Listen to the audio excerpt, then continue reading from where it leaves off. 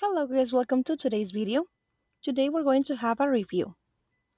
So first, we're going to listen to a conversation and we need to decide if the sentences are true or false. Let's listen. Four Corners 3, Unit 7 Quiz, Listening A. Hi, Paul. What are you doing? Oh, hi, Emma. I'm reading a magazine article about personality traits. Oh, tell me about it. Well, the writer thinks that certain personality traits often go together. For example, people who are optimistic are often outgoing and easygoing. Do you believe that? Actually, I do.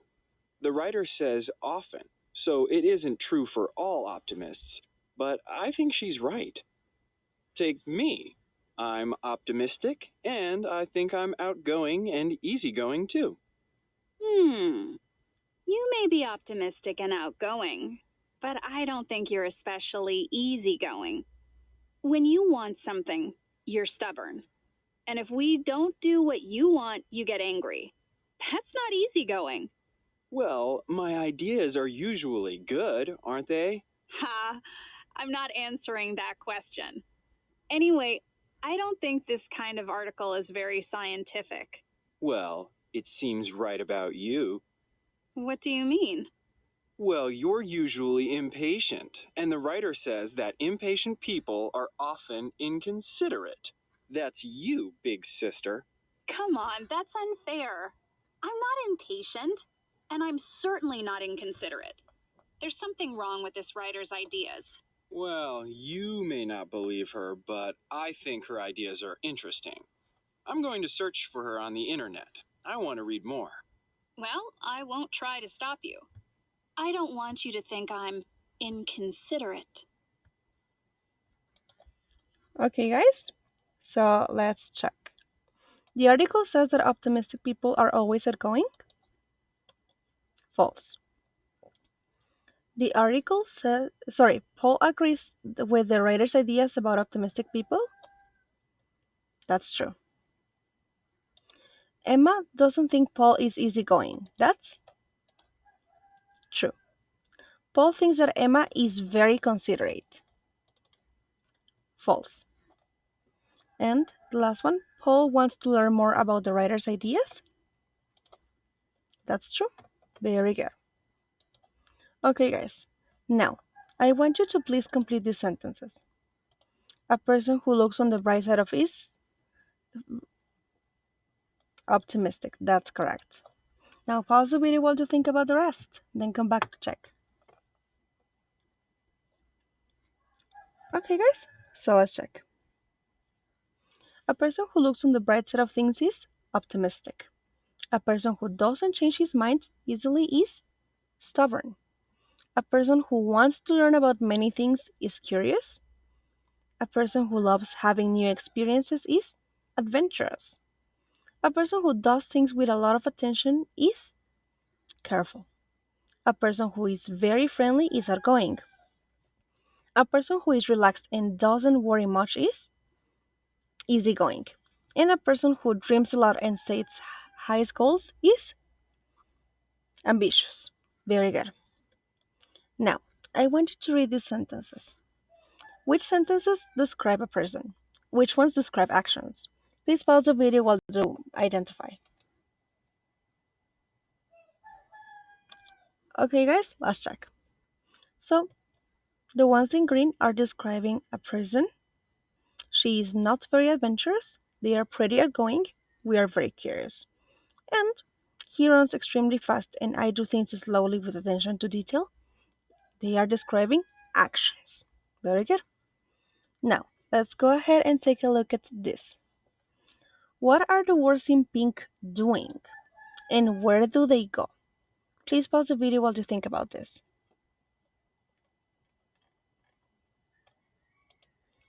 Okay, guys, let's go ahead and check. So, we have our adjectives after the adverbs. So, this is important. The adverbs go before the adjectives. And what the adverbs are doing, or the words in pink, is that they are modifying the adjectives.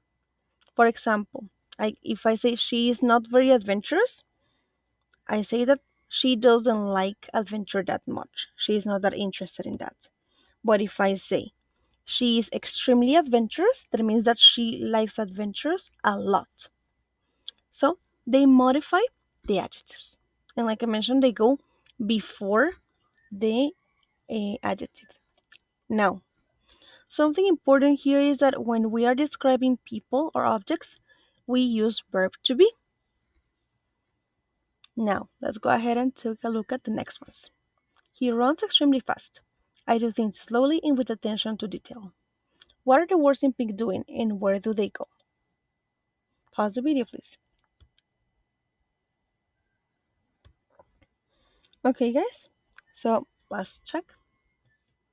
So here I have our verbs, and if you notice, they go before the adverb. Run fast, do things slowly. And one more time, these adverbs, they are modifying the um, the verb. Okay. So for example, I do things slowly and with attention to detail. Then here we are describing how this action is done. If I do it fast, if I do it slowly, etc.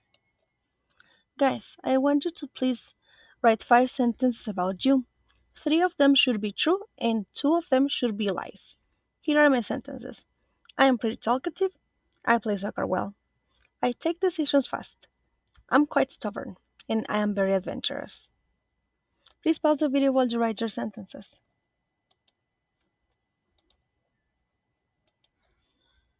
Okay, guys? So let's check.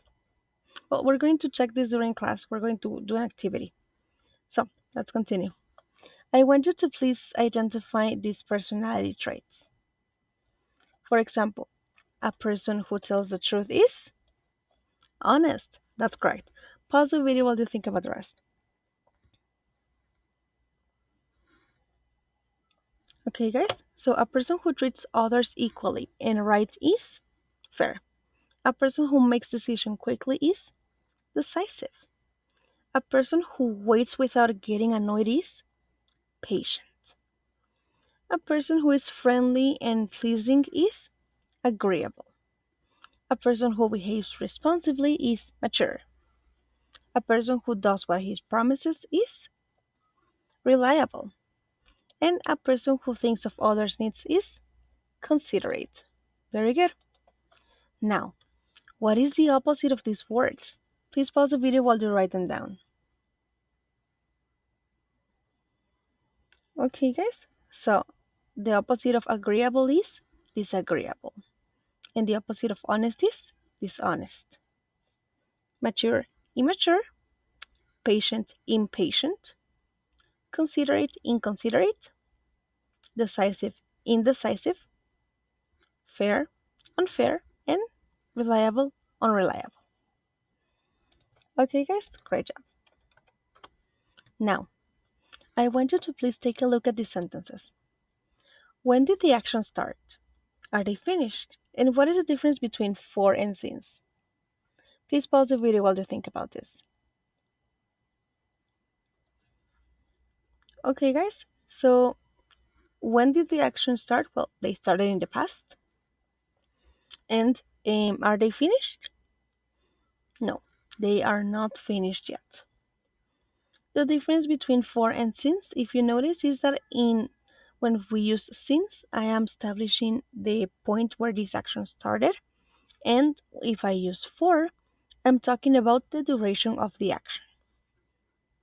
So, when we use present perfect, is the main verb in base form, simple past, or past participle? And what word goes before it? Please pause the video while you think about this. Okay, guys? So, if you notice, we are using past participles: been, played, baked, written, studied, and read. And we use have or has before our verb in past participle. Very good. So like I was mentioning before, we use for when we're talking about the period of time that has happened, when we're giving a number and a time word, such as 7 minutes, 3 centuries, forever, etc. So this is going to give me the duration of the action. And since it's going to be used with a starting point or a time or date. So when the action started. At 8 o'clock on Monday, I left school. So even though you're not saying the exact day or month, you are giving the specific moment. So let's go ahead and write 10 sentences about you. Use present perfect and for and since. Please pause the video to write your sentences. Okay, guys, now we're going to share this in class. We're going to listen to Nick talking, and we're going to choose the sentences that are true for him. Let's listen. Four Corners 3, Unit 8 Quiz. Listening A. Hi, Nick. Where were you yesterday? I didn't see you in history class. Oh, hi, Lucy. I wasn't in class. I was at a job interview. Really? When did you start looking for a job? About a month ago. I'm going to graduate this June. Oh, I didn't know that. I thought you were graduating with me next year. So, what kind of job are you looking for? You want to create websites, right? Right. I'd like to get a job creating websites for a green energy company. What kind of green energy? Solar? Nuclear? Maybe wind energy or solar energy. I think they're not as dangerous as nuclear energy. Nuclear energy may be clean, but it frightens me.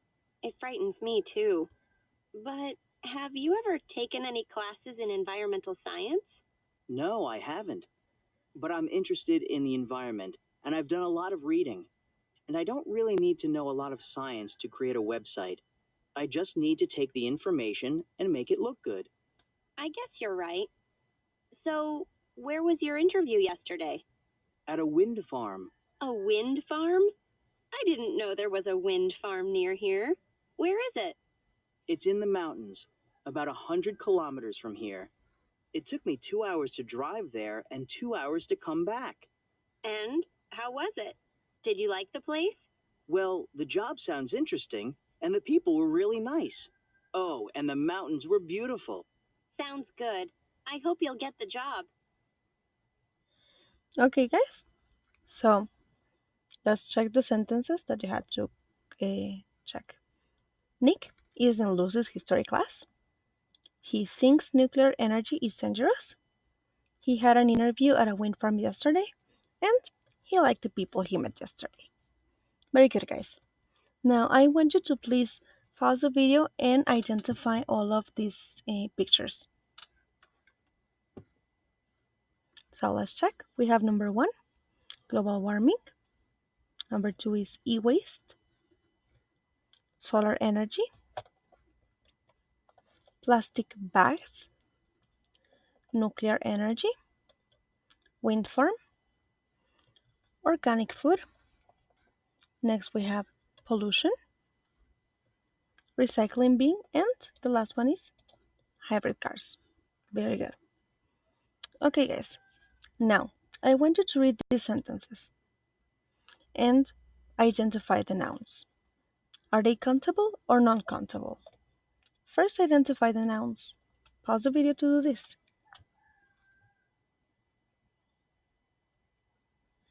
Okay, guys. So we have farms, recycling bins, money, CFLs, plastic bottles, landfills, organic food, light bulbs, energy, plastic bottles, and plastic. Very good. Now pause the video again and identify which nouns are countable and which ones are non-countable. Okay, now let's check.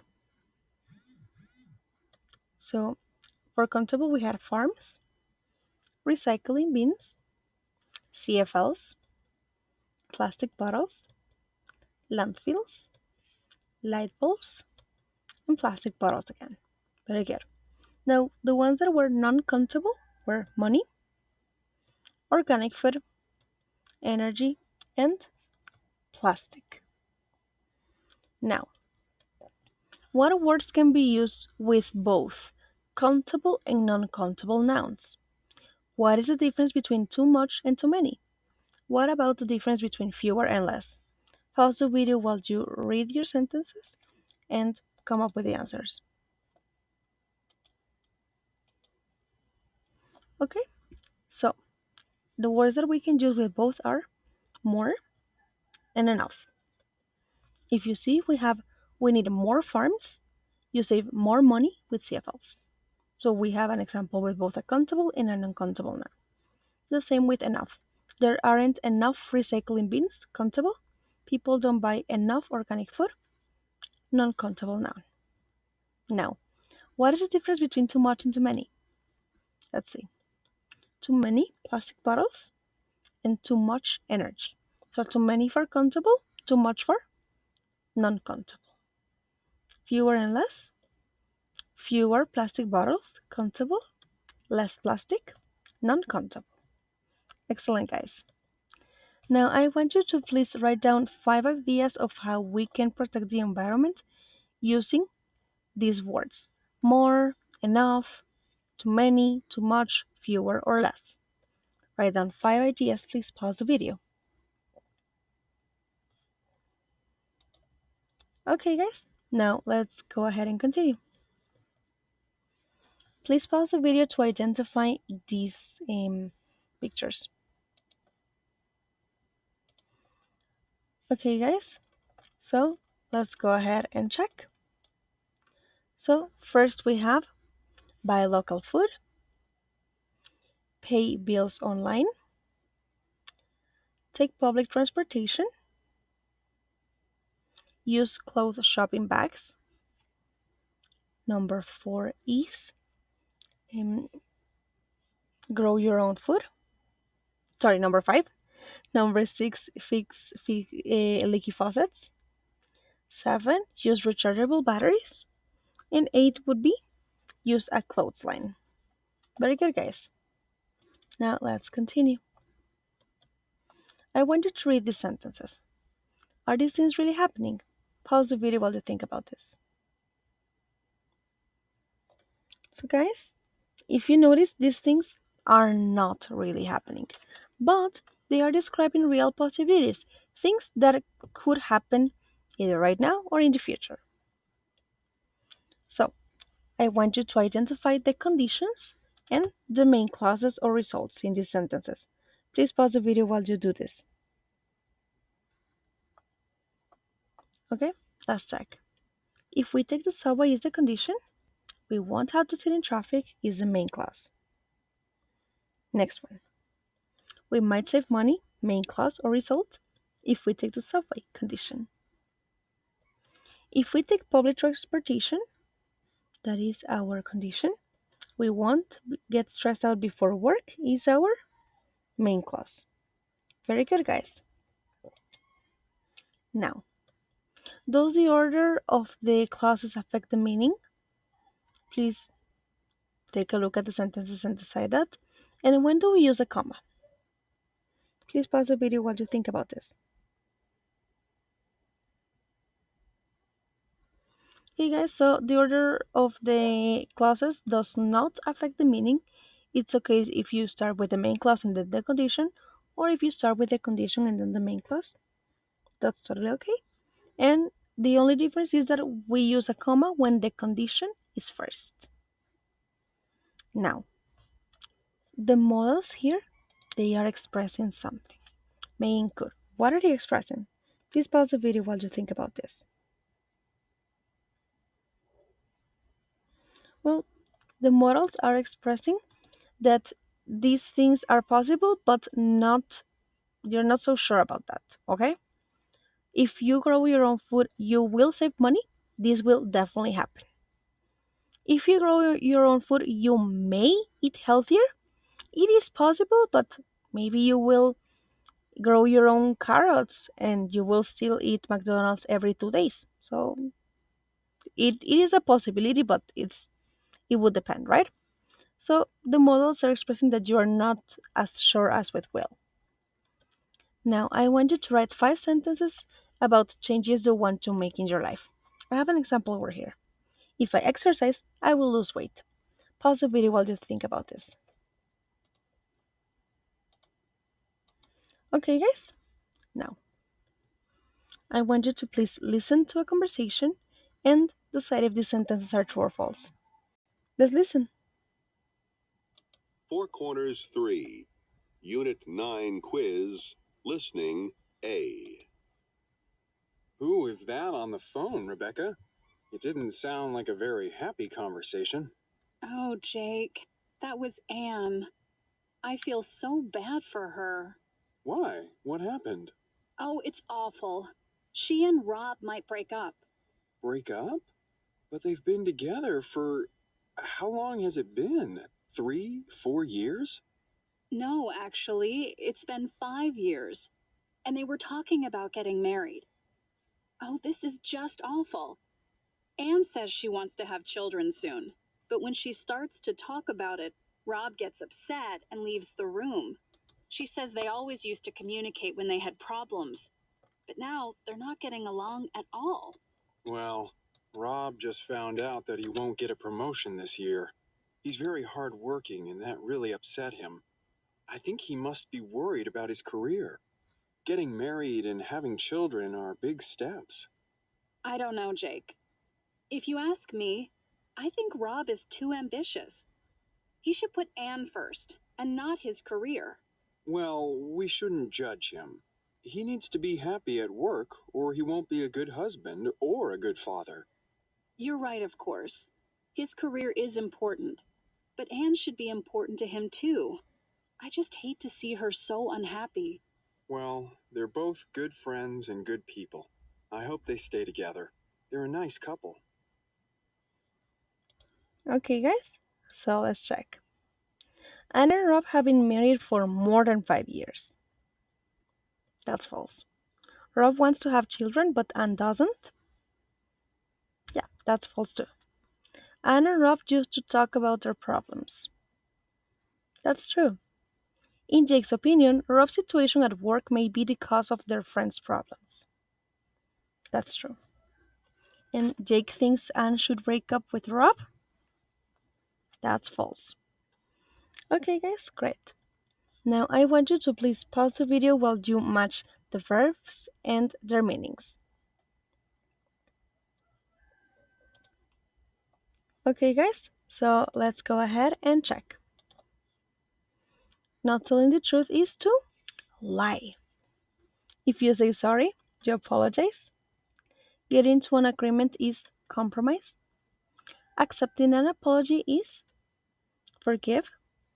Sharing an opinion would be to judge. Having a discussion, argue. Pointing out the faults of someone is to criticize them. You're saying the negative things.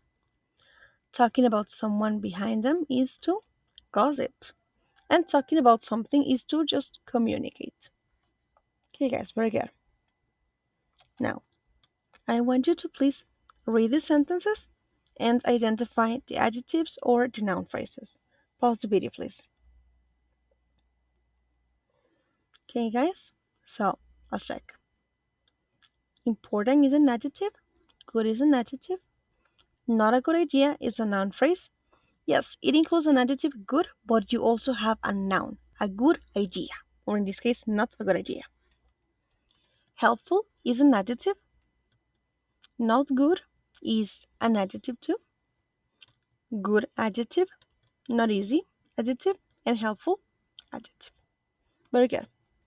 Now, where are the verbs and what makes them special? Please pause the video while you think about this. Well, if you notice, all of these verbs have to. They are in infinitive. To talk, to communicate, to criticize, to compromise, to argue, to forgive, to say, and to discuss. Now, it's important that you notice that all of these sentences also start with it's. It's important to talk. It's not a good idea to criticize someone. So when we have it's a noun, then we use an infinitive. It's noun phrase, we use an a sentence with an infinitive. So I want you to please write 5 tips to have healthy relationships in the workplace. Please remember to start your sentence with it's. Pause the video while you work on this. Okay, guys, now let's continue. I want you to please match the verbs to their meanings. Pause the video while you work on this. Okay, guys, so let's check. Break up is to end the relationship. Count on means to rely on, that you can trust in this person because they're going to help you. Drop by is to visit someone suddenly. If you get along with someone, that means that you have a good relationship with them. Get together, meet, grow up, to act in a mature manner. If you pick on someone, that means that you bully or you make fun of this person. Run into, you see someone unexpectedly, maybe you're in the supermarket and you run into a friend. And take after means that you look or act like one of your relatives. Now, I want you to please read these sentences. Is the person sure about what is happening? And how do you know this? Please pause the video while you think about this. So, if you notice, this person is not really sure about what's happening. He is just guessing. How do you know? Well, this person is using modals. Must, may not, might, etc. Let's take a look at them. What do the words in pink express and what do the words in green express? Please pause the video while you think. Okay, so if you notice, the words in pink express that this person is very sure about what he's saying. He must be really busy. He's starting a new job. I am pretty sure that this is the reality. He must not leave his house very often. He seems to be busy. I'm pretty sure that he doesn't leave his house very often. He cannot be upset with me. I haven't done anything to him. Again, I am very sure that this is not what's true. And the words in green, they express that I am not so sure about this. He may not like his new job. I haven't heard how he likes it. So it's possible that he doesn't like it, but I am not really sure. He might be feeling stressed out. His new job may be a lot of work. So again, here, I am not really sure if he's stressed out. I think it's possible. He could be upset about something. Maybe you did something to him. Again, this is possible, but I am not really sure. So guys, let's practice. I want you to please complete the sentences using the correct model. For example, I am certain he doesn't know the secret. In this case, we should complete it with he must not know the secret. Or he cannot know the secret. Why? Because I am very certain about that. Pause the video while you work on the rest, please. Okay, guys, now these are the other sentences you need to complete with the models. Please pause the video.